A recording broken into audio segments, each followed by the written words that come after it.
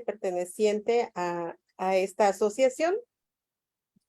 Coordinaremos la sesión de preguntas y respuestas y ella presentará al doctor Juan Carlos Valencia Duarte.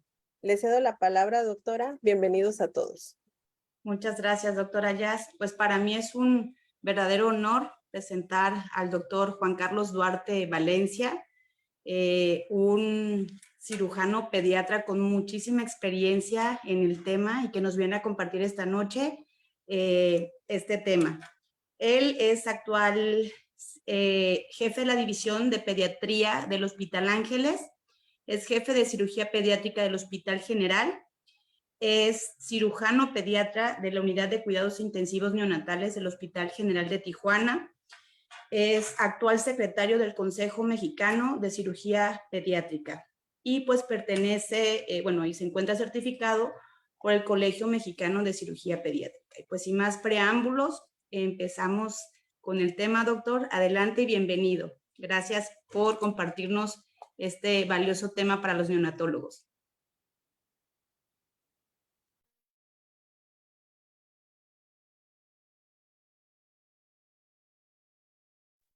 Doctor, ¿nos ayuda con su micrófono, por favor? Muchas gracias por la invitación. Quiero al Colegio de Neonatólogos de Guerrero. La verdad es un tema muy amplio, tiene muchos subtemas y traté de englobar qué es lo que dice la evidencia y qué es lo que nosotros estamos haciendo. La verdad es un tema muy interesante, donde comentábamos previo al inicio, el héroe desconocido desde el punto de vista de equipo en el tratamiento de estos pacientes es el neonatólogo, y ahorita lo veremos, ¿no? No tengo ningún conflicto de interés. Improvisar es maravilloso, pero la cosa es que no puedes improvisar a menos de que sepas exactamente lo que estás haciendo. Y aquí es donde nosotros nos encontramos cuando tratamos pacientes con gastrosquisis. Nosotros no debemos de improvisar, debemos tener un protocolo bien establecido. Un poco de historia, es importante esto, y quiero decirles que todo lo que vamos a hablar ya fue planteado por el doctor Thomas Moore, que fue el cirujano pediatra que distinguió entre gastrosquisis y onfalocele en 1953.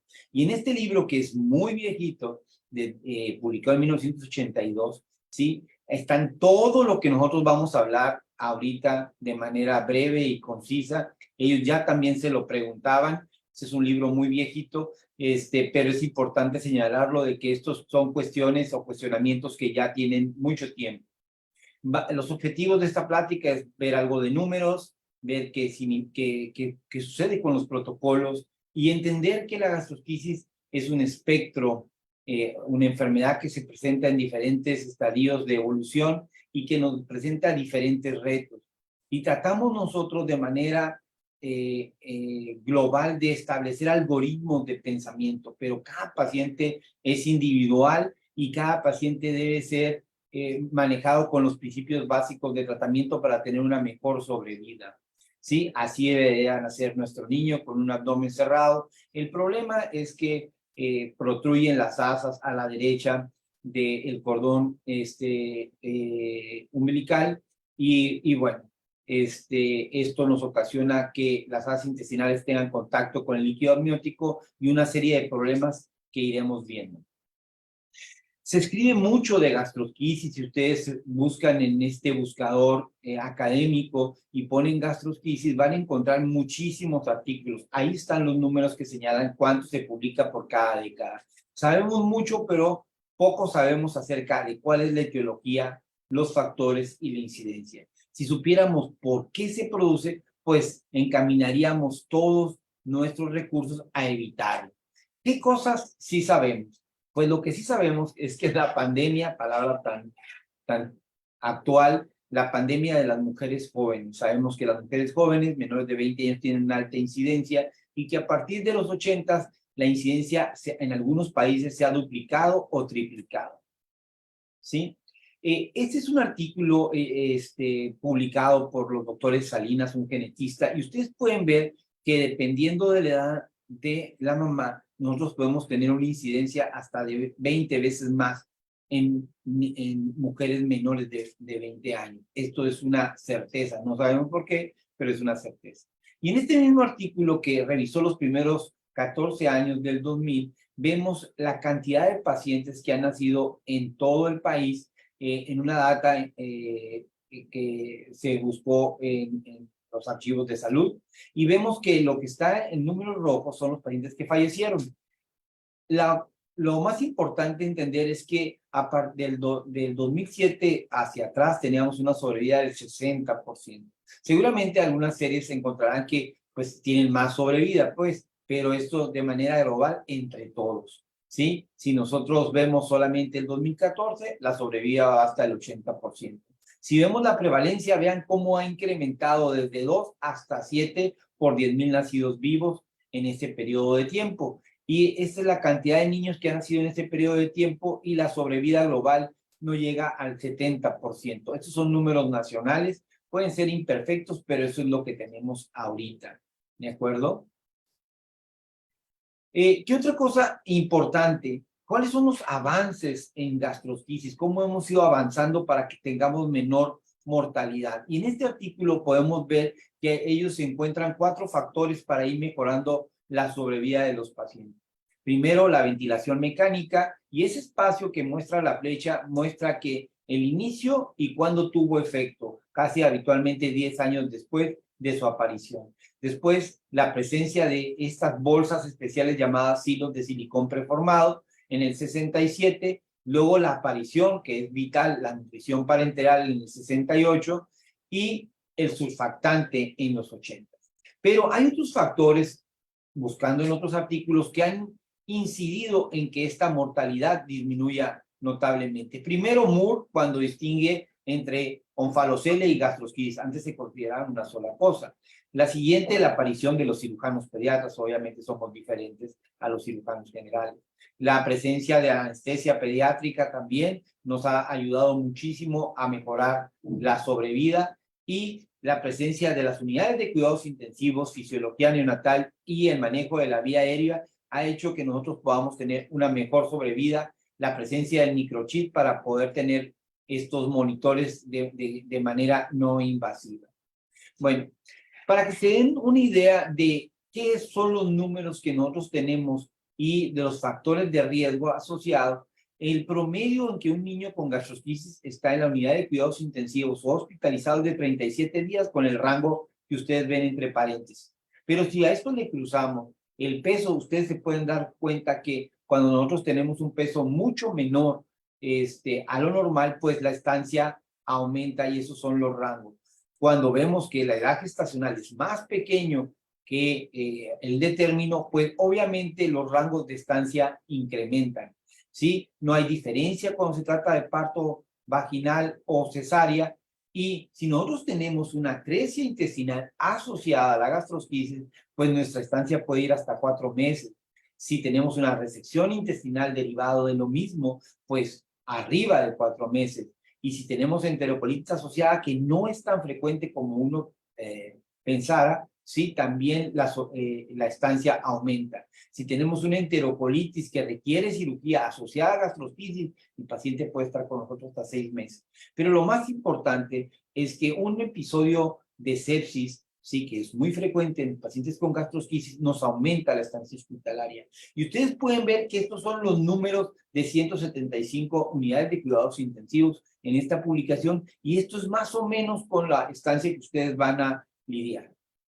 Y luego en este artículo, aunque es un poquito viejito, es solamente para decirles que las gastrosquisis desgastan económicamente mucho el sistema de salud por todo lo que necesitan. Es un pequeño orificio con un gran costo. Y ustedes pueden ver de ventilación mecánica, de tolerancia a la vía oral, de estancia intrahospitalaria y el número de cirugías, todo lo que necesita. Entre más pequeño sea el paciente, más gasto vamos a tener. Entre más maduro sea el paciente, menos gasto vamos a tener. Esos son los costos aproximados que derivan en el tratamiento de un paciente con gastrosquisis, y si tenemos un cierre primario, pues es más económico que un cierre utilizando un silo, y si esta paciente se complica o tiene alguna complicación, pues los gastos se duplican. Y entonces esto es lo que nos genera al sistema de salud un gran costo. Bueno, el ultrasonido sí es obviamente lo que nosotros necesitamos para poder diagnosticarlas en la etapa obviamente prenatal. Y esto habitualmente lo hacemos alrededor del segundo trimestre del embarazo, alrededor de la semana 19. Es muy poco frecuente que lo hagamos despuesito de la semana 12 y ahorita se los voy a explicar. Y obviamente esto va más encaminado, aparte del diagnóstico, en identificar factores que nos puedan decir que esa gastrosquisis tiene un problema más serio, ya lo veremos más adelante, y que requerirá más atención, específicamente aquellas gastrosquisis complejas que tienen un daño intestinal. No lo podemos hacer de manera más temprana porque esto se puede confundir con la hernia fisiológica que sucede durante la formación del intestino y su rotación y su reintegración al abdomen. Y esto lo podemos confundir. Esta es una fotografía que me proporcionó el doctor Cristóbal Abello, amigo de Colombia, solamente para que ustedes puedan ver ahí esta hernia fisiológica a las 10-12 semanas. Bueno, el ultrasonido prenatal básicamente lo necesitamos para identificar aquellas gastrosquisis que tienen un daño intestinal porque son 8 veces más frecuentes el riesgo de que estos pacientes puedan fallecer. Entonces nosotros necesitamos identificarlo o predecir si ese intestino está con riesgo de lastimarse y anticiparnos en la elección de la terminación del parto. Hay algunos datos que nos pueden servir y uno de ellos, el que más se ha investigado, es la dilatación de las asas, pero en el interior del abdomen del feto. Si esto lo tenemos nosotros arriba de 6 milímetros, el riesgo de que tengamos una gastritis compleja, es decir, con daño intestinal, es más frecuente. Sí, ahí están algunos de los artículos. La dilatación extraabdominal por fuera, no, por sí sola, no ha mostrado ser un factor que nos indique que hay una gastritis compleja, aunque en muchos artículos dicen como Sydney, que es 12 veces más frecuente, pero la mayoría no ha encontrado esta relación. Lo que sí han encontrado es que cuando esta asa intraabdominal, no extraabdominal, no está dilatada, nos indica que no hay gastritis compleja, es decir, la ausencia de información, pues es también información. Entonces, cuando nosotros no vemos esa asa dilatada, podríamos decir que no es una gastrosquisis compleja. Y cuando lo asociamos a polidramio, esta asa, pues tiene un valor predictivo muy alto de que pueda tener una gastrosquisis compleja. Bueno, todos tenemos un protocolo, paso 1, paso 2, para hacer las cosas. Pero ¿de qué va a depender nuestro protocolo? Siguiendo los principios básicos que después mencionaremos. Pues va a depender de nuestro hospital, obviamente de la evidencia, de los recursos con los que contemos y del equipo, ¿sí? Y cada protocolo es regional dependiendo de estas condiciones. Nadie tiene una verdad absoluta en el protocolo y ningún protocolo es mejor que otro, siempre y cuando sigamos los principios de tratamiento de las gastrosquisis.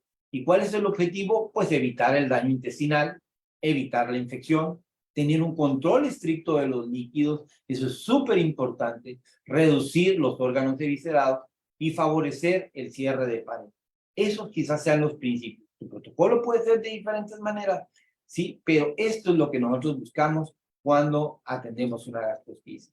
¿Y qué es lo que sucede? Pues tenemos un defecto a la derecha del cordón umbilical con las asas que protruyen y obviamente si son así de este tamaño, pues las meteríamos a través de este orificio. Si ustedes pueden ver en el dibujo, yo sé que es un dibujo, pero lo hemos constatado en los niños, pues no hay una pérdida de músculo, ni de fascias, ni de nada. Es un orificio muy bien estructurado, donde no hay pérdida de ese segmento de pared. Y por ahí protruyen las asas intestinales.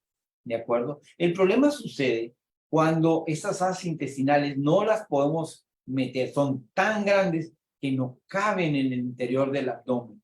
Entonces, ahí es cuando nosotros, si lo intentamos, vamos a tener, al hacer este cierre primario de manera inicial, sin contar de que no pueden introducirse porque son demasiado grandes, pues vamos a tener problemas respiratorios, hemodinámicos, circulatorios, muy serios, que pueden comprometer la sobrevida del paciente.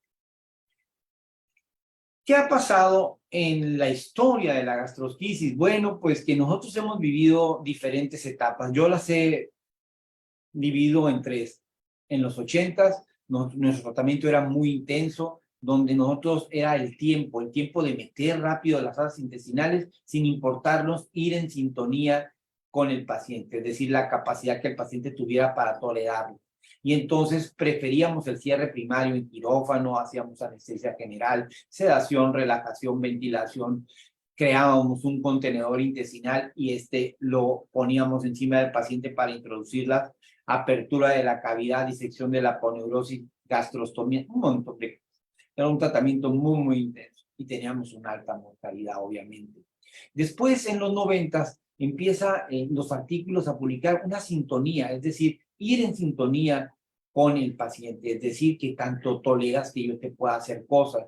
Y entonces existió la disyuntiva entre el cierre primario y el cierre diferido de manera gradual, y luego esta coordinación entre los ginecólogos, la UCIN, cirugía pediátrica y el ultrasonido, obviamente, y pasar del contenedor artesanal intestinal, que era una especie de bolsa que nosotros creábamos y la pegábamos al abdomen, a pasar a silos de silicón preformado, debidamente estructurados para poder ayudar al paciente a introducir esas asas. Y después, en los 2000, al minimal touch o la mínima intervención, individualizando cada uno de los pacientes, en algunos protocolos utilizando bloqueo caudal, analgesia, el estricto control de los líquidos, la planeación adecuada del acceso vascular, la preservación de la cavidad, que ya no la abríamos completamente, la preservación del cordón umbilical y el cierre sin sutura, que hablaremos de esto. Es importante mencionar aquí en los 80s, algo que se me pasó,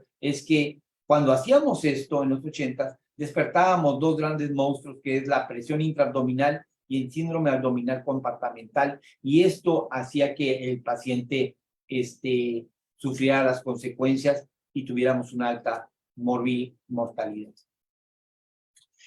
Es decir, la gastrosquisis se presenta como un espectro, no todas son iguales, y nosotros como seres humanos, para poder entender las cosas, necesitamos clasificarlas y luego asociarlas. Entonces nosotros tendemos a hacer eso para poder entender las cosas. De tal manera que nosotros tenemos la gastrosquisis simple, que no tiene lesión intestinal, la gastrosquisis compleja con lesión intestinal, atresia, perforación o necrosis, y dependiendo de dónde te muevas en este espectro, pues tu pronóstico será bueno o malo, ¿sí? Pero en medio de estos dos, pues la naturaleza nos presenta otras cosas como la gastrosquisis cerrada, que es otro espectro de la gastrosquisis, no la vamos a describir, ni vamos a hablar de ella, pero solamente para que recuerden que este anillo se puede cerrar y lastimar el intestino. Y este es motivo de otra charla muy interesante. Pero entre estas dos, simple y compleja, tenemos la desproporción viscoabdominal y una especie de masa intestinal que engloba todas las asas y hace que se mueva como una sola unidad. Desde mi punto de vista, estas son las que se hacen con cierre primario y les va muy bien, y estas son las que necesitan un cierre por esta vía. Pero este es un espectro y dependiendo de dónde estemos ubicados en el espectro, será cómo nuestro protocolo lo va a atender.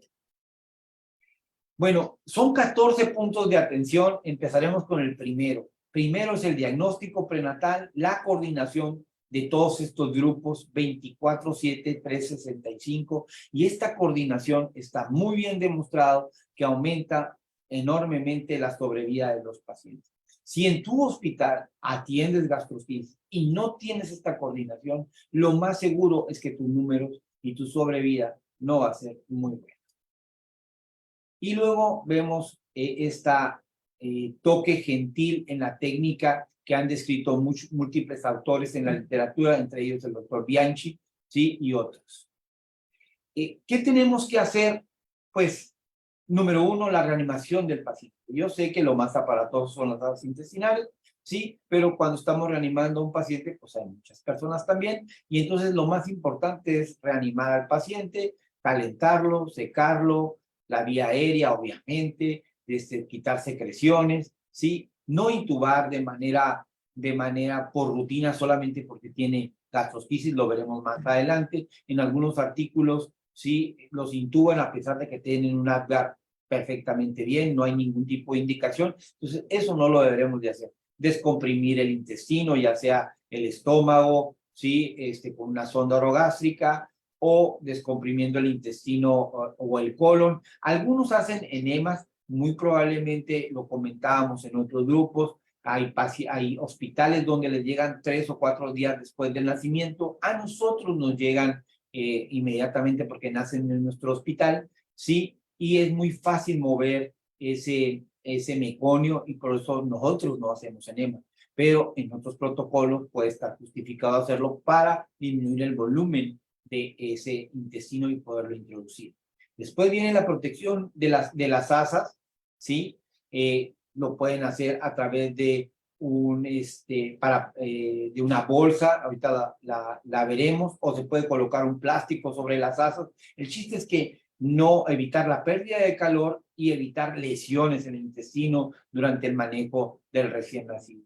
Nosotros en nuestro hospital utilizamos este tipo de bolsas, de soluciones, y las doblamos hacia arriba, le hacemos una especie como de doblez para que no tenga filo, y le colocamos una cinta umbilical para poderlo cerrar como en una tabaquera, una bolsa, y las ponemos ahí encima.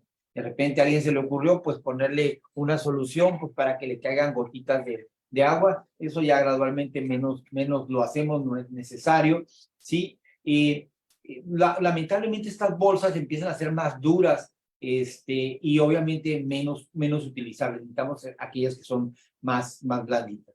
Otros han utilizado, esta es esta bolsa contenedora, ustedes la pueden ver ahí, espero que el video corra, ¿sí? Como que se mueve muy lentamente, pero esta bolsa es la que nosotros utilizamos y esto es lo que nos permite. Esto es solamente para mostrarles la bolsa.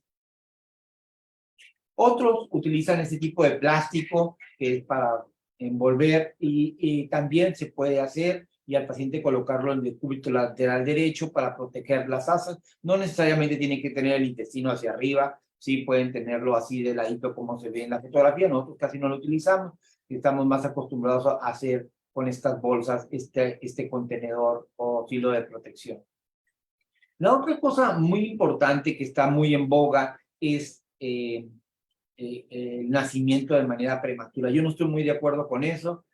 Hablando con los perinatólogos, tiene sus consecuencias. Nosotros promulgamos por la gestación a término a 37 semanas para favorecer el neurodesarrollo, y esto tiene muchísimos argumentos. Primero hay que mencionar que la naturaleza en estos pacientes desencadena parto prematuro en casi el 61% de los pacientes comparado con el resto de la población. No sabemos por qué se desencadena ese trabajo de parto, pero así sucede. Estos pacientes tienden a nacer de manera espontánea, ¿sí? Antes de las 37 semanas, o sea, es decir, prematuros. Esta idea de que los pacientes nazcan de manera prematura no es nueva, viene desde 1953, y el objetivo fundamental, ¿sí?, era evitar esta perivisceritis y esta desproporción visceroabdominal que impedía que pudiéramos regresar las asas a la cavidad abdominal. Estudios en Estados Unidos y en Europa indicaron que los pacientes deberían de nacer alrededor de la semana 34 a 36. A mí me parece que esto no tiene ningún tipo de fundamento y pone más en riesgo a los pacientes, ¿sí? Y la evidencia del 99 al 2020, hay 36 artículos que hablan acerca de gastrosquisis y un nacimiento prematuro, y vean, la mayoría no lo recomienda, ¿sí? No recomienda, hay más riesgos que beneficios. Otros, el 14% dice que hay más beneficios y otros no están como neutros, ¿sí? Y estos son los artículos donde los países donde se han publicado estos artículos. Entonces, en la actualidad no hay evidencia para hacer esto, y este es uno de los argumentos. También se decía que la perivisceritis o PIL o matting se asociaba a la edad gestacional. Es decir, entre más edad gestacional, más perivisceritis o inflamación intestinal. Y esto nosotros en un artículo, ustedes lo pueden leer, ahí está la referencia. Ellos encontraron en esta gastrosquisis prognosis score y el grado de perivisceritis que conforme pasaban las semanas de gestación, esto era mucho menor. Y esto fue en un estudio prospectivo. Entonces, no sabemos por qué hay esta perivisceritis, pero no está asociada a la edad gestacional, por lo que el parto prematuro para obtener menor perivisceritis, pues no tiene al menos evidencia fundada. Son algunas cosas. Y en Estados Unidos, en esta base de datos de los canadienses, ustedes pueden ver que el 1.8% interrumpieron ellos el embarazo, y esto era porque esas intestinales ponían en riesgo la viabilidad del paciente. Entonces ellos no interrumpen los embarazos para que los niños nazcan más prematuros y que tengan menos perivisceritis o menos desproporción visceral-abdominal. Ustedes conocen estas, como neonatólogos, la clasificación de los prematuros. Solamente quiero decirles que el prematuro tardío, que es entre las 34 y 36, ustedes lo conocen como el gran impostor. Es aquel que uno pensaría que se puede adaptar al medio ambiente, pero no lo puede hacer. Tiene muchos problemas para poderlo realizar. Y es aquí donde muchas personas interrumpen el embarazo. En este artículo, hablando de morbilidad asociada al pretérmino tardío y también para hablar acerca del neurodesarrollo, les quiero mostrar este artículo donde dice, ustedes pueden ver acá arriba en rojo, ¿sí? Los prematuros y después de la semana 37. Tienen más riesgo de ventilación mecánica, de nutrición parenteral, de días de estancia y días de catéter en niños prematuros con gastrosquisis. Y si vemos complicaciones asociadas, inicio de la vía oral, y el egreso con un tubo de alimentación es más frecuente que sucede en los prematuros que en los niños después de la semana 37. Entonces, estos son argumentos muy importantes para que nosotros podamos entender que no debemos de interrumpir el embarazo. El apoyo al parto prematuro para minimizar los riesgos de la gastrosquisis debe considerar y superar los riesgos de la inmadurez. Es decir, pues hasta ahorita no hay evidencia de que nosotros tengamos que hacerlo. Y en este resultado compuesto adverso, donde se tomaron diferentes factores, se asociaron de manera estadística, se encontró que la semana 37 es la que menos riesgo tiene en el pretérmino tardío. Entonces, esto es muy importante que nosotros lo tomemos en cuenta y como un argumento para evitar el nacimiento prematuro. Esto es una frase que dice, lo más importante en el prematuro con gastrosquisis no es lo que sucede al nacer, sino lo que no sucedió porque nació de manera temprana. Y esto le quiero dar 3 argumentos en cuanto al desarrollo cerebral. Número 1, es un periodo crítico en el crecimiento y desarrollo del cerebro humano, la última mitad de la gestación. Es un punto de decisión sensible al tiempo e irreversible al desarrollo o sistema neural en que la primación del entorno normal interrumpe la trayectoria. Es decir, que no va a suceder cuando el paciente nazca, si nosotros lo interrumpimos. Y hay profundas consecuencias para la maduración cerebral posterior que no se podrán corregir. Es decir, que si nosotros interrumpimos ese neurodesarrollo, fuera de la mamá no se va a completar. Y ustedes pueden ver en este artículo publicado en el 2006 el crecimiento del cerebro. Por un lado tiene el porcentaje de cerebral a término y por otro lado las semanas de edad gestacional. Si nosotros decidimos interrumpir el embarazo, ahí vean, ese es el crecimiento del cerebro. Nosotros evitaremos que el paciente pueda tener mayor porcentaje de peso cerebral si nosotros lo hacemos, interrumpimos el embarazo a este nivel. El 65% del peso normal se logra a las 34 semanas, ¿sí? Y nosotros estaríamos impidiendo el crecimiento de cerca del 20% del cerebro. El cerebro tiene un crecimiento que se conoce como alométrico, es decir, tiene mayor superficie que volumen. Y ustedes pueden ver en esta gráfica en triangulitos el volumen y el área o superficie corporal en los puntos negros.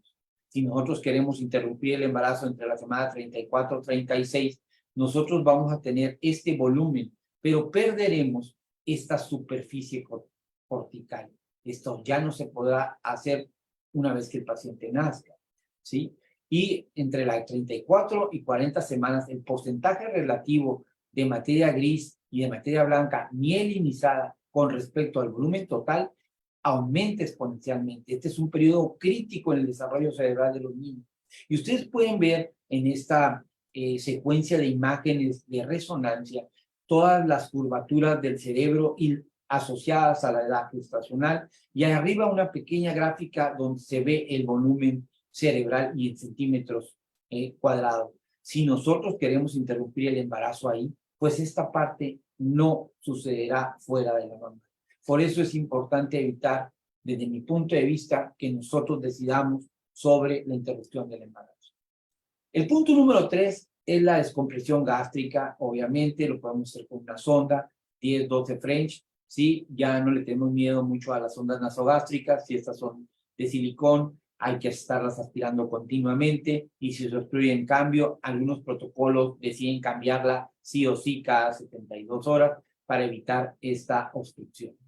Después viene el acceso vascular, que también debe ser planeado y debe ser colocado dentro de las primeras 24 horas. Se favorece primero el PIC, después el catéter no tunelizado y después el catéter tunelizado. Antes nosotros cambiamos nuestro protocolo, ahora tenemos más enfermeras y neonatólogos que son expertos en colocar PICs. Es importante mencionar que el PIC requiere mayor capacitación y conocimiento para poder manejarlo y mantenerlo permeable.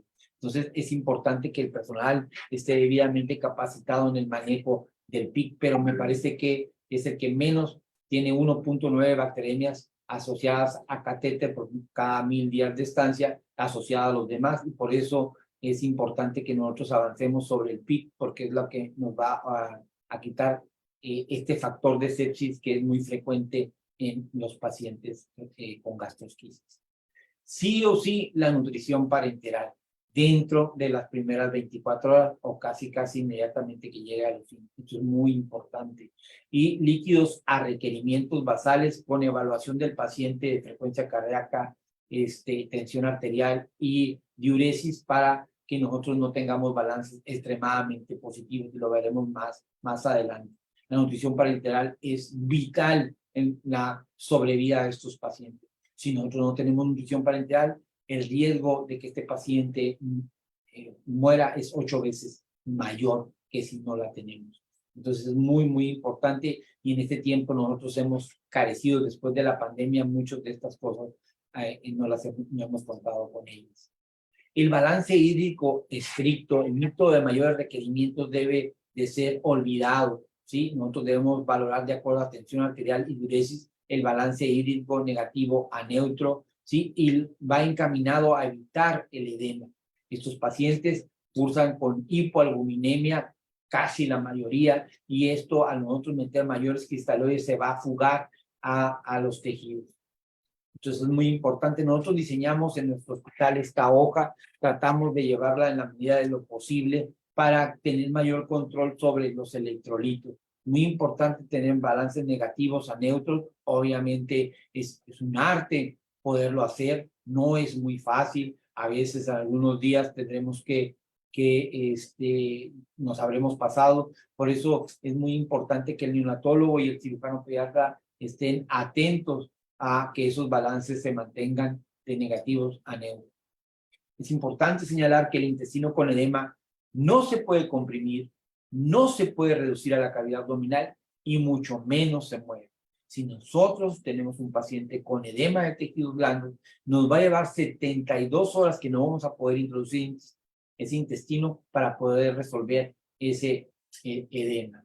¿De acuerdo? Algunos autores trataron de administrar albúmina a los pacientes, tuvieron como efecto secundario el incremento de sodio y mayor edema, por lo cual en la actualidad nosotros no recomendamos administrar albúmina a los pacientes. No hay muchos artículos que hablen del manejo de líquidos y electrolitos, pero les voy a mencionar 2. Y en ellos dicen que si tú das más de 17 mililitros por kilo de líquido adicional, tendrás un día más de nutrición parenteral, de ventilación mecánica y de estancia hospitalaria y de evento de bacteremia, ¿sí? Esto está en este artículo. Entonces nosotros tenemos que tener un control muy estricto acerca de los líquidos de nuestro paciente. Este otro artículo también menciona que si por cada 10 mililitros por kilo de líquido adicional se incrementa el riesgo de hiponatremia y obviamente el riesgo de edema. Ese es un artículo de Bonazo muy interesante y ustedes pueden ver en la primera gráfica la cantidad de líquidos administrados por miligramos por kilo día y la cantidad de orina, ¿sí? O de diuresis. Y en estas dos francas ustedes pueden ver que eso sería lo normal. El paciente debería estar orinando entre esas francas. Ustedes pueden ver que hay 0, -1, -2, es en aquellos pacientes que les pusieron silo de silicón preformado. El 0 significa que fue cerrado. Y cuando el paciente tuvo un cierre primario, vea la cantidad de líquidos intravenosos que les fueron administrados, ¿sí? Y la cantidad de diuresis que tenía, igual tanto en silo o cierre diferido como en cierre primario. Es decir, a los pacientes los tenemos con sobrediuresis y administrándole una cantidad de líquidos que también se va a los tejidos blandos y obviamente a la pared intestinal. Ustedes pueden ver en este artículo reciente, sí, tanto en el Neonatology del 22 como en este del 23, que en estas muestras que se tomaron 27 pacientes, el 78% tuvo una hipoalbuminemia menor de 1.5 en el cordón umbilical y en el recién nacido casi el 54% cuando se tomaba la muestra. Entonces estos pacientes cursan con hipoalbuminemia. Entonces tenemos que tener mucho control de todo de los líquidos y los electrolitos. El punto número 7 es la analgesia, el control del dolor. El paciente no debe tener dolor y debe de beneficiarse de todos los recursos que nosotros tengamos para que el paciente no tenga dolor. Obviamente utilizamos muchos opiáceos o paracetamol. Nosotros en nuestra unidad utilizamos mucho el bloqueo caudal en procedimientos como bupivacaína. Nos ha ido muy bien con muy pocos efectos secundarios y consecuencias o movilidad asociada al procedimiento. Entonces, estos pacientes se benefician de eso. Además, cuando nosotros le ponemos el bloqueo caudal, se relaja la pared abdominal y entonces nosotros podemos introducir con mayor facilidad las fases intestinales. Los antibióticos. Siempre ha habido un debate en utilizarlos o no. Se refiere en la actualidad que no de rutina como profilaxis. Si se van a utilizar deben ser de amplio espectro y se deben suspender 48 horas al cierre. Muchos de esos artículos dicen este tipo de argumentos. Pero en este artículo salido en el 92 en el Journal of Neonatology, ellos vieron que los argumentos para su estudio era que los pacientes con gastritis eran sometidos a antibióticos de manera muy temprana, que los cultivos eran muy baja de positividad y ellos eran expuestos a antibióticos de manera prolongada. Y ellos encontraron, este es el grupo, ustedes pueden ver la sobrevida 99, la gestacional de 36, el peso, el diagnóstico, la gastritis simple fue la más frecuente, etc. Pero en su primer punto dice que es cierto, la mayor parte de los gastritis son sometidos a antibióticos en promedio 7 días, ¿sí? Segundo, que los cultivos, obviamente, son la mayor parte que los que se hacen, pues no se aísla ningún tipo de bacteria, y cuando es temprana es E. coli, cuando es tardía es Staphylococcus coagulasa negativo. Y entonces evidenciaron que estos argumentos eran ciertos, y ellos recomiendan no utilizar antibióticos de manera rutinaria y que deben ser evaluados, porque esos también pueden tener incidencia en la flora del paciente, en el cambio y en la movilidad. La sedación y la relajación del paciente, que antes se hacía solamente por tener gastrosquisis, ya no lo hacemos de rutina. Si el paciente lo requiere por otra cosa, está bien, pero no como parte del tratamiento de su gastrosquisis. Entonces, ustedes pueden ver en este artículo, cuando utilizaban parálisis y sin parálisis, realmente tenían más movilidad cuando los pacientes eran paralizados, sedados y relajados, y en la actualidad, pues, tendemos a no utilizarlo si el paciente no lo requiere. Si el paciente lo requiere por otra situación alejada a la gastrosquisis, pues entonces tendremos que hacerlo, ¿sí? Punto número 10, la ventilación mecánica no es de rutina y no se debe ventilar solamente porque le vamos a colocar un silo. Esto ha tenido mayor morbilidad. En los últimos estudios nosotros hemos visto que los pacientes que son ventilados tienen mayor morbilidad que aquellos que no son ventilados. ¿De acuerdo?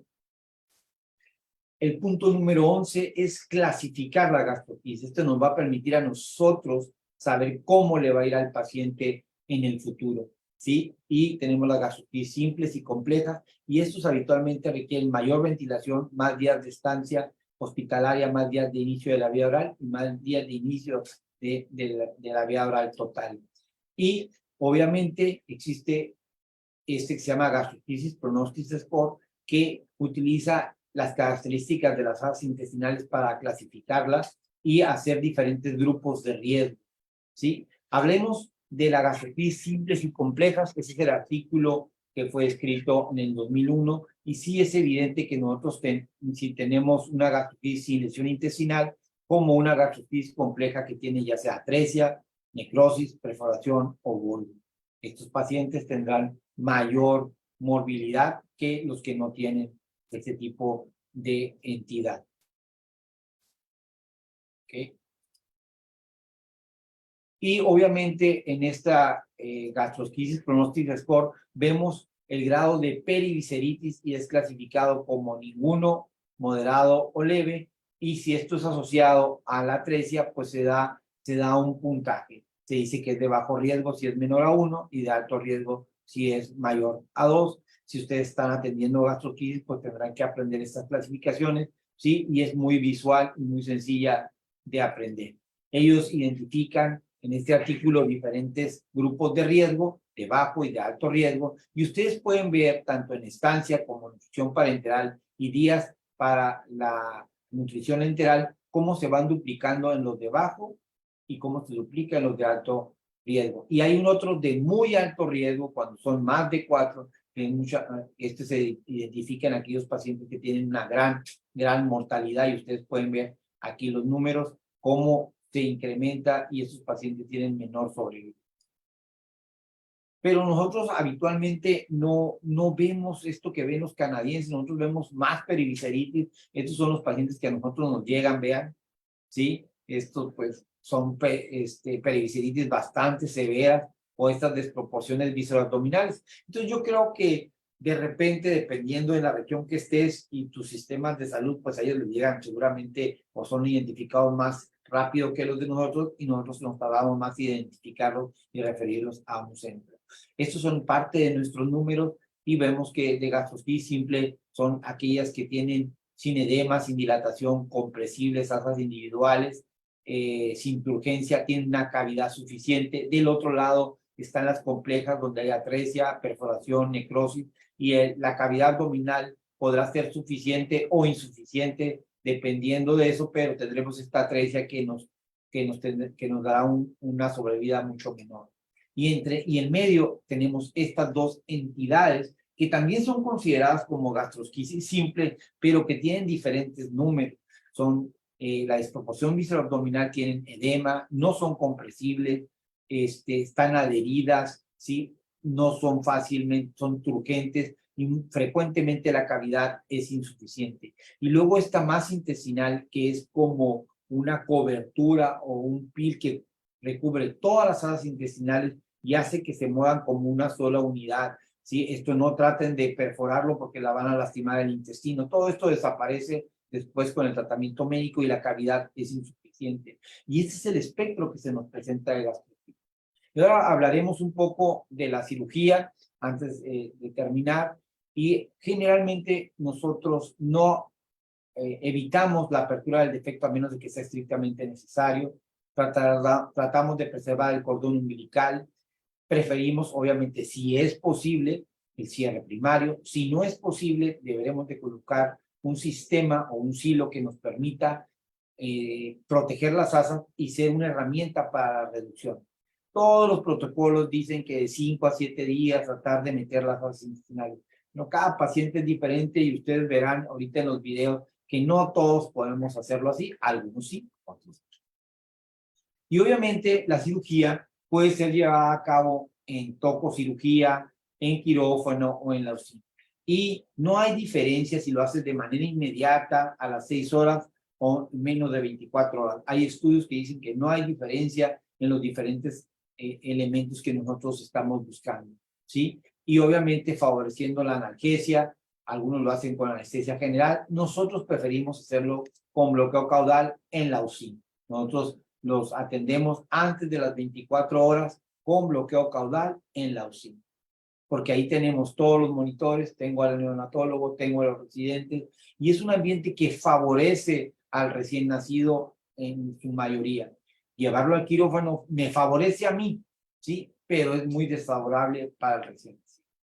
Y entonces, en este pleito de cierre primario, cierre por estadios, pues estas son las cosas que nosotros tratamos de tener menos, que es estancia, ventilación, nutrición, y tener mayor sobrevida. Y entonces este ha sido un debate por mucho tiempo.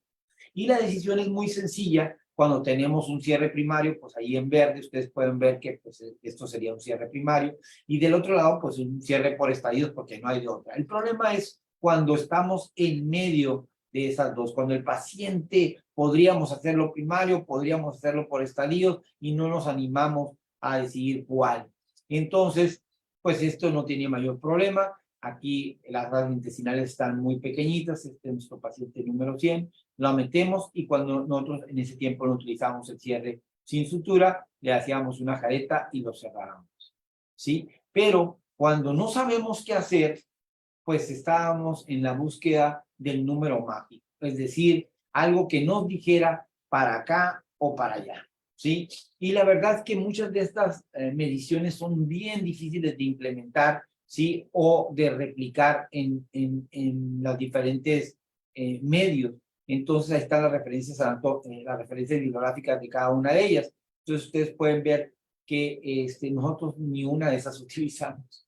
Sí, ustedes pueden ver aquí, esto es una gastrosquisis simple, los 3 videos están corriendo simultáneamente, ustedes pueden ver que las asas son compresibles, ¿sí? Y que nosotros podemos meterlas gradualmente, poco a poquito, es un poco laborioso, y poner el cordón umbilical encima y hacer cierres sin sutura, y al paciente le va a ir súper bien. O sea, el paciente no fue intubado, no requirió aminas, con bloqueo caudal, pues eso es una belleza. Todos deseamos que así sean todos los pacientes.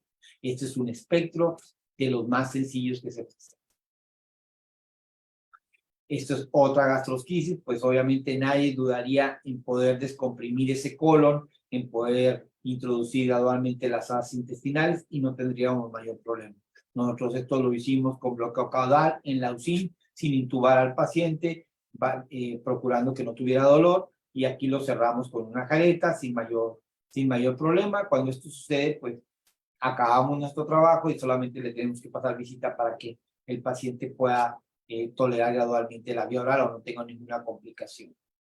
El problema surge cuando nosotros tenemos esta desproporción visceroabdominal, es decir, cuando el contenido es más grande que el continente al momento del cierre y no podemos hacer un cierre primario porque simple y sencillamente las asas intestinales no van a poder ser introducidas a la cavidad abdominal, como en este caso, que son enormemente gran dimensión, que impide que este intestino pueda ser reducido.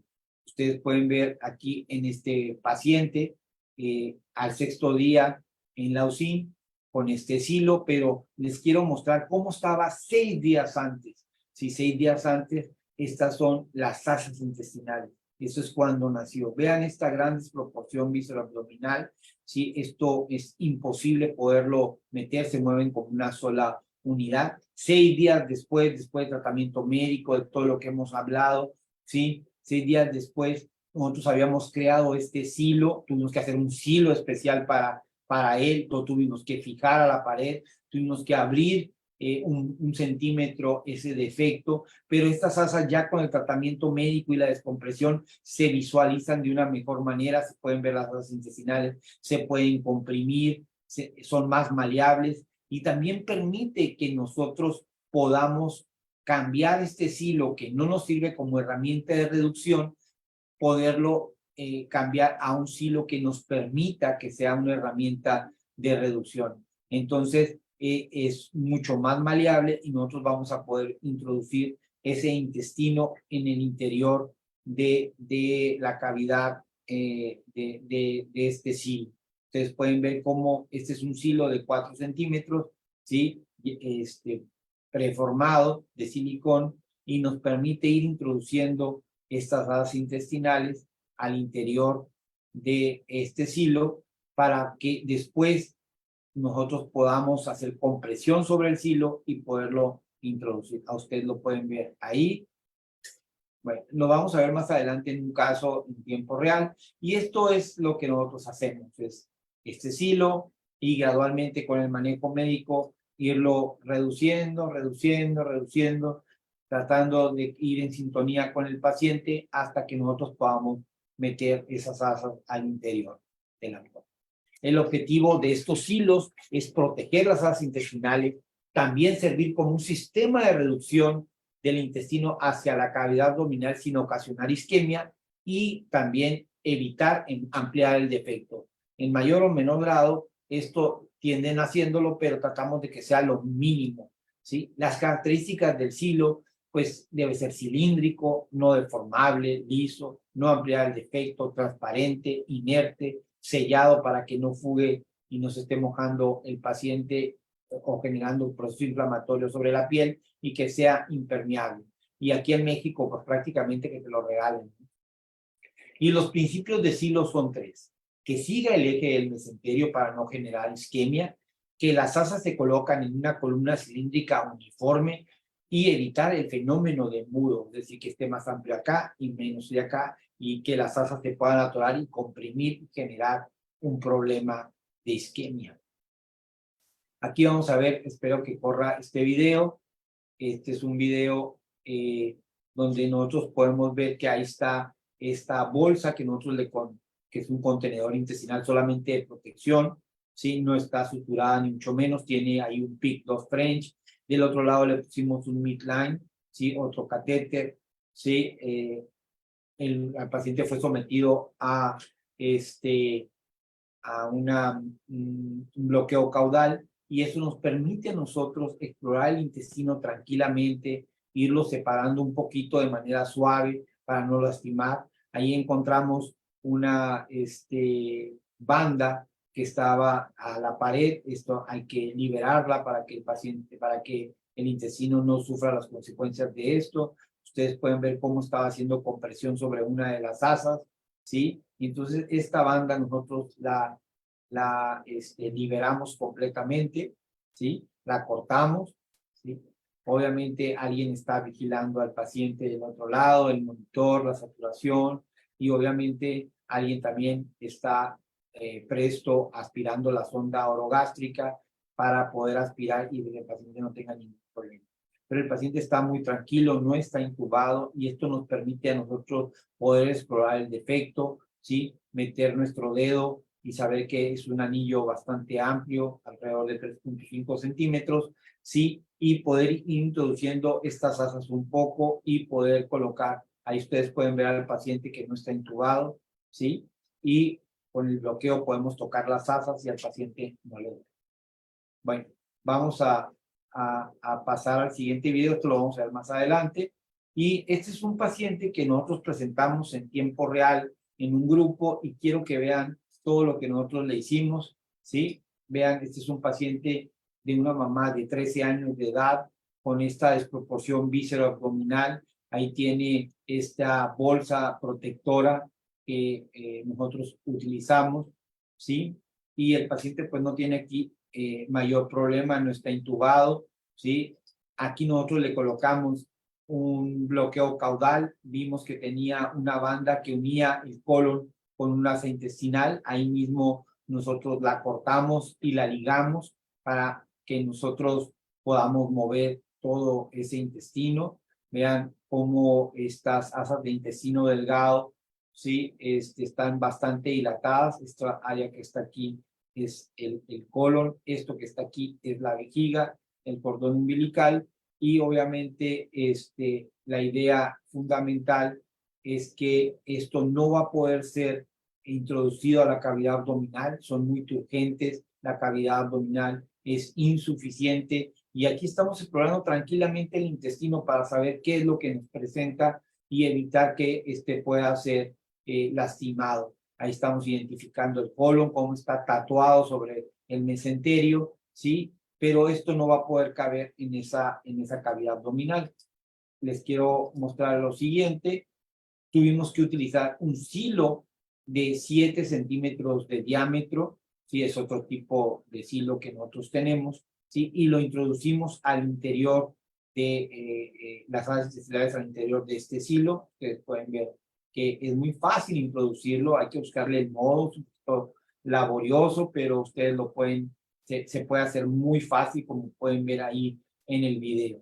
Entonces, después ese anillo tendrá que ser introducido al interior de la cavidad abdominal para que se sujete y no pueda salirse del silo.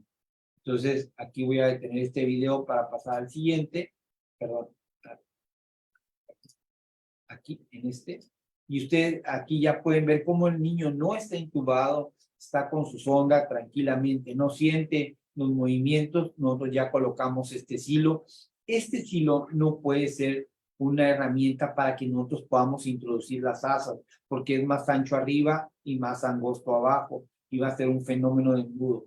Prácticamente este silo es de protección y de sellado, ¿sí? Para que el manejo médico de líquidos, electrolitos, que hace el neonatólogo perfectamente con todo el equipo, le quite el edema a esas asas intestinales y que nosotros las podamos malear para después cambiarlo a un silo que es completamente cilíndrico de arriba hacia abajo y que nos permita ser una herramienta para poderlo introducir. Entonces, este silo solamente es de protección y este es en el primer día. Ustedes pueden ver que el paciente está tranquilamente, ya le han colocado su PIC, ¿sí? Y aquí tenemos al niño muy tranquilo. Estas asas intestinales son muy pesadas, están llenas de líquido, de edema, y el tratamiento médico nos va a ayudar a controlar.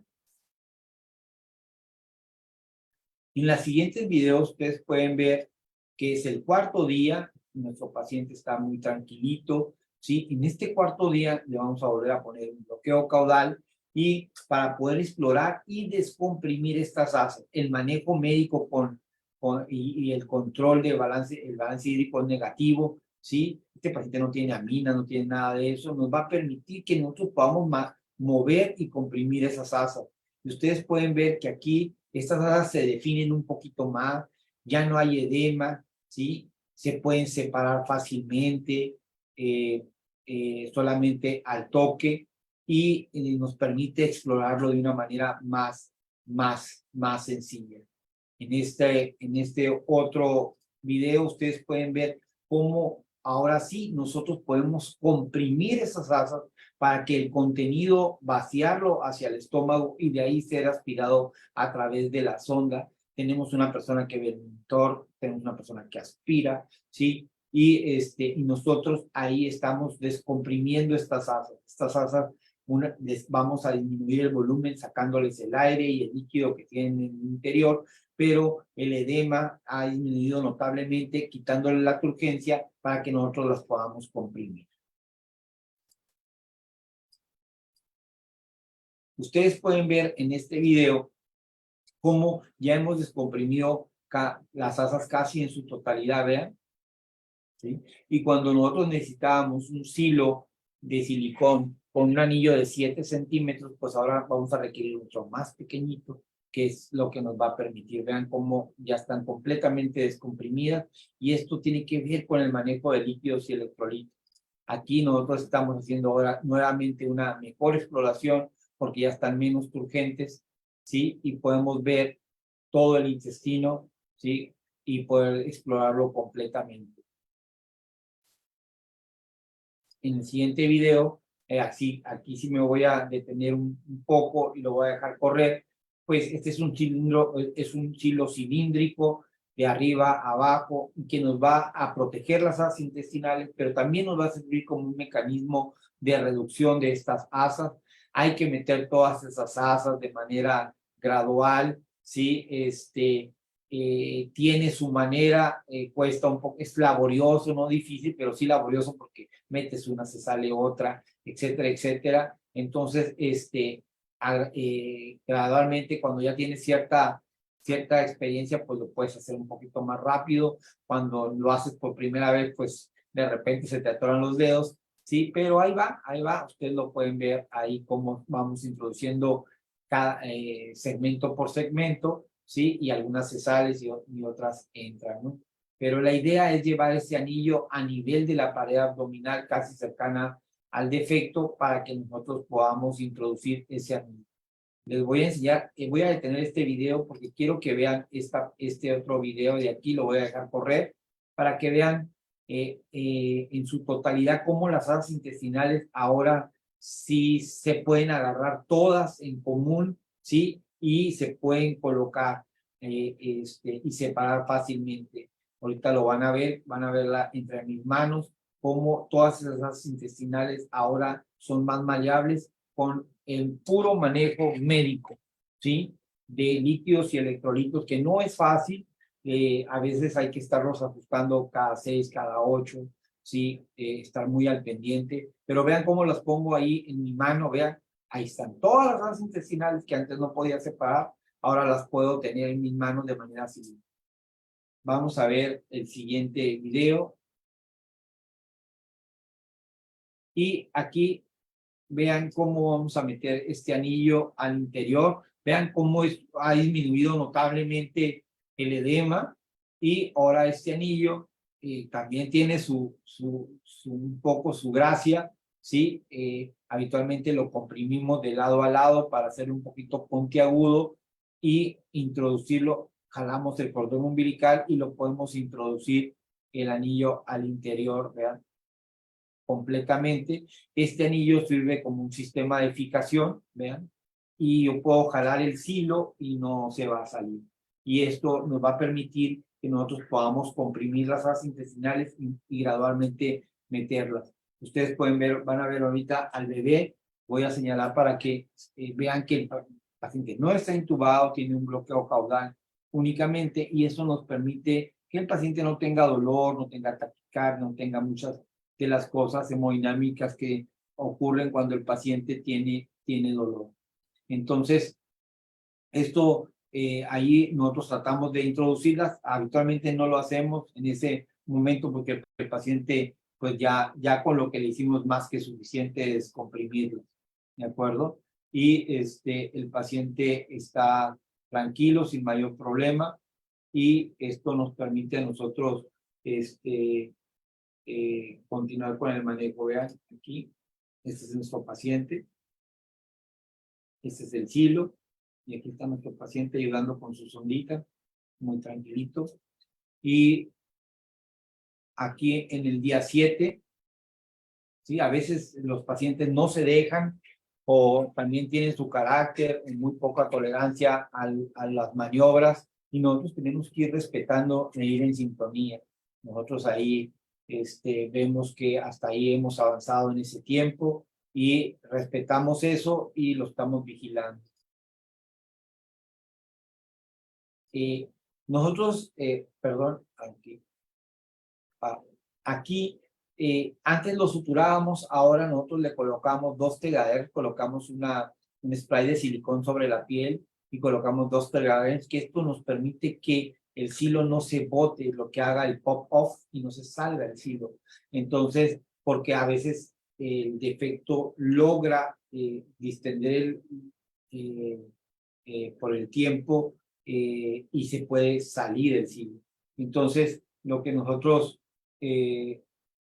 ok, y nosotros lo que hacemos es aquí introducirlo. Me avisan que ya tenemos menos tiempo, pero bueno, solamente para que vean cómo vamos introduciendo aquí las asas. Y aquí nosotros hacemos presión de estas asas para poder meter las asas al interior. Posteriormente, nosotros retiramos, después de haber hecho la aplicatura y meter todas las asas intestinales, ¿sí? Lo que nosotros hacemos ya es retirar el silo, aquí está en su totalidad, ¿sí? En el interior. Ese es en el 45 minutos después de la aplicatura, de haber metido todas las intestinales, el paciente se ve perfectamente bien, ¿sí? Esto es 24 horas después, el paciente está despierto, sin mayor problema, ¿sí? Tolerando las asas intestinales en el interior de su abdomen. Y aquí nosotros ya retiramos el filo y colocamos esta membrana semipermeable y este orificio gradualmente se irá cerrando, ¿sí? Aquí lo vemos de este lado también y colocamos otro parche para darle refuerzo y esto se irá cerrando gradualmente. Aquí nomás para que vean, ya el paciente aquí en este último video ya está egresado. El paciente se egresó en el día 30, ¿sí? Y ahí nosotros en la consulta nomás le cambiamos el parche y solito se cierra ese anillo. Ya para terminar, nosotros hacemos cierres y sutura. La verdad es que es maravilloso. Este anillo es mágico. Si no rompes el anillo, si no lo cortas, se cierra gradualmente solito. Y esto ha sido un cambio en el modelo de pensamiento. Ya no utilizamos sutura ni careta. Eso generaba mucho dolor en los pacientes. Ahora nomás lo llevamos las asas al nivel de la pared abdominal y le colocamos un telar. Este es el artículo original de Sandler. Vean cómo aquí está el cordón umbilical y le ponía una membrana semipermeable y vean, así de grande eran los defectos y se cierran de manera perfecta. Nosotros lo hacemos de esta manera, colocamos esta membrana semipermeable con clorhexidina. Este es un anillo mágico que cierra completamente, nomás cuestión de que las asas estén en el interior y nosotros gradualmente, ustedes pueden ver ahí los días y se cierra completamente sin causarle dolor al paciente. El paciente una vez con las asas adentro puede ya empezarle a dar de comer. Y como punto número 14, el inicio temprano de la vía oral. Nosotros ya no esperamos a que drene claro, sino está drenando menos de 40. Iniciamos con sonda abierta.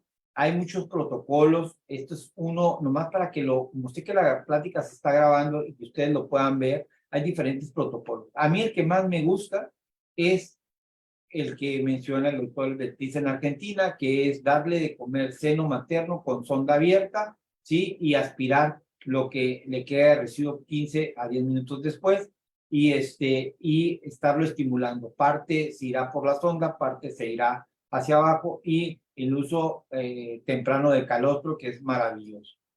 ¿Y qué no hacer en gastrosquisis? Muy importante, son las últimas 2 diapositivas. En tococirugía, no intubar de rutina, no ventilación mecánica de rutina, no gasas, compresas en contacto con las asas intestinales. Eso es gravísimo. El paciente lo puedes poner muy, muy grave porque se puede perforar el intestino. Y evitar reducir las asas a la cavidad abdominal. Déjalas ahí donde están, solamente protégelas. En la UCIN, no utilicen líquidos altos, balance y control estricto de líquidos, no hay que darles albúmina y evaluar de acuerdo a su protocolo, darles tratamiento.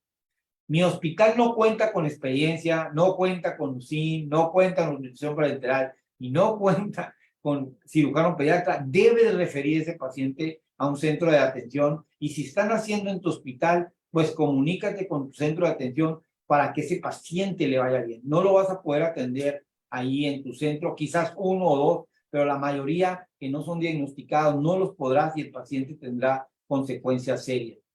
Y si mi hospital es un centro especializado, pues tú debes de capacitar a los hospitales de referencia para enseñarles cómo deben de mandarlos, cómo deben transferirlos, ¿sí? Hacer un diagnóstico situacional de cómo te están llegando los pacientes, ¿sí? Y hacer una referencia antes de las 24 horas o dentro de las 24 horas para que le vaya bien a ese paciente. Y en relación a la gastrosquisis, a todo mundo se le ocurren cosas, ¿eh? A todo mundo. Hay muchas circulando, muy populares, pero les voy a decir lo siguiente. Hay ideas bellísimas en el mundo que relatan cosas que debieron haber pasado y que sería muy bello que pasaran, pero que son falsas, que no tienen ninguna evidencia y deben estar muy atentos y siempre cuestionar la evidencia, ¿sí? Y no solamente porque alguien lo diga, se debe de hacer. Ustedes deben de buscar la evidencia para que esto salga, a su paciente le vaya mucho mejor. Muchas gracias. Doctor, pues muchísimas gracias. Pues la verdad que excelente ponencia. Le envían muchísimas felicitaciones. Tenemos un par de preguntas por aquí. Nos dicen, ¿cuál es el balance negativo en estos casos? ¿Hasta cuánto sería lo máximo permitido? Bueno, híjole, hablando de números, eso es imposible. Mira, tú debes de tener una frecuencia cardíaca adecuada, una tensión arterial dentro de los parámetros, o sea, estar vigilando eso, estar controlando tus líquidos. De repente el paciente, sucedía esto, el paciente orina poco, súbele los líquidos y se los dejas 24 horas altos, ¿sí? Y entonces el paciente amanecía, pues vamos a decir, con edema. Uno debe